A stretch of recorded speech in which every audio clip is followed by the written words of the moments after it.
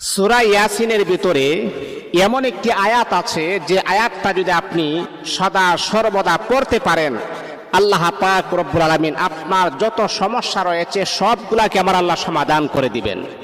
আপনি একটি প্রয়োজনের ভিতরে আছেন, আপনার একটা সমস্যার ভিতরে আপনি ফেস করতেছেন, এই সমস্যা সমাধান হচ্ছে না।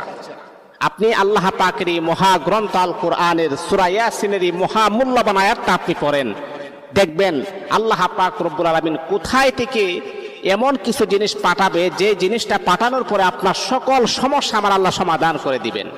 অনেক মানুষ দেখবেন অনেক ডিপ্রেশনে ভুগে, অনেক মানুষ দেখবেন টেনশনে ভুগে, কি করবে কি না, সামনে পিছনে কোনো রাস্তা পাচ্ছেন না, আপনি কি করবেন কাহারো কাছে বলতেও আপনি পারতেছেন না, এমন একটি টেনশনের ভিতরে আপনি আছেন।